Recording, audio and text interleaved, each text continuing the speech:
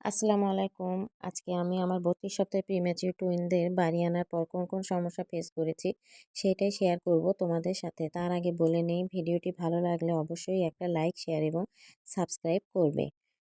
১ নম্বর সমস্যা, বাবুদের হাত পা প্রচুর ঠান্ডা থাকতো। ২ নম্বর গোসলের সমস্যা। ৩ নম্বর চুল কাটা। ৪ নম্বর রাত জাগা প্লাস বাবুদের খাওয়ানো। এখন প্রথম সমস্যার কথা বলব। আমি বাড়ি নিয়ে আসার পর প্রথমেই দেখি আমার টুইনদের হাত পা প্রচুর ঠান্ডা, কারণ আমার বাবুরা প্রচুর গরমের মধ্যে হয়েছে। আর এই এত গরমের মধ্যে ওদের হাত পা ঠান্ডা, আমার খুব ভয় হচ্ছিল। আমি টুইনদের এত গরমের ভিতরও গায়ে সবসময় টাওয়েল, মোটা কাঁথা পেঁচিয়ে রাখতাম, তাও হাত পা ঠান্ডা থাকতো। আর এই প্রচণ্ড গরমে আমি ফ্যান ছাড়া ঘুমাতাম। আমি অ্যালার্জিতে শেষ হয়ে গেছিলাম।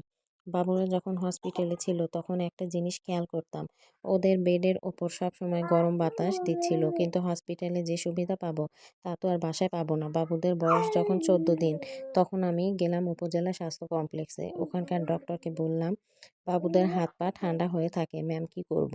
উনি বলল, বাবুদের তো তাপে রাখা দরকার। এখন তাপ কই পাবো? আবার রোদের প্রচুর তাপ এই সময়। আমি বাবুদের গায়ের কাপড় সরে দিয়ে রোদে রাখলাম ১ ঘন্টা, আর চেক দিতাম ওদের শরীর কেমন গরম হয়েছে। যখন দেখতাম একদম গরম হয়ে গেছে, তখন বাবুদের রোদ থেকে ছায়ায় আনতাম। এইরকম ৩-৪ দিন করার পর দেখি আমার বাবুদের শরীর একদম গরম হয়ে গেছে, অর্থাৎ স্বাভাবিক হয়ে গেছে। ২ নম্বর সমস্যা, গোসলের সমস্যা। বাবুদের গোসল কবে করাবো এই নিয়ে একটা সমস্যায় পড়ি, কারণ আমি একটু ছুঁচিবাই টাইপের। বাবুদের যেহেতু শ্যাম্পু দিয়ে গোসল দেওয়া হয়নি, শুধু কুসুম গরম পানি দিয়ে গা মুছে দিতাম, তাই নিজের কাছে একটু খারাপ লাগতো। আর বাবুদের যেহেতু ওজন অনেক কম ছিল, তাই ওদেরকেও গোসল দেওয়ার সাহস পেত না। লাস্টে নিজের ২ ছেলেকে কুসুম গরম পানি দিয়ে এবং শ্যাম্পু করে গোসল নিজে দিয়ে দিই ১৫ দিন বয়সে। এরপর ৩-৪ দিন পর পর গোসল করাতাম, আর বাকি দিনগুলোতে গা মুছে দিতাম। এইভাবে ২ মাস কন্টিনিউ করি। ২ মাস পর থেকে বাবুদের রেগুলার 10:30 থেকে 11টার মধ্যে গোসল শেষ করতাম। ৩ নাম্বার চুল কাটা।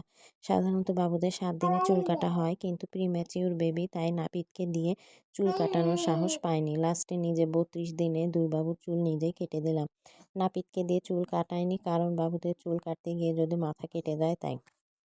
৪ নম্বর সমস্যা, রাত জাগা প্লাস বাবুদের খাওয়ানো। ২ বাবু ১ ঘন্টা বা ১.৫ ঘন্টা পর পর দুধ খেত। যেহেতু বুকের দুধ ছিল না, তাই বারবার উঠে বাবুদের কৌটার দুধ খাওয়াতে হতো, তাই প্রচুর রাত জাগতে হতো।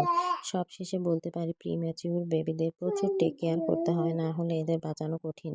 তবে একটা ভালো দিক হলো, এইসব প্রিম্যাচিউর বাবুরা দ্রুত বড় হয়।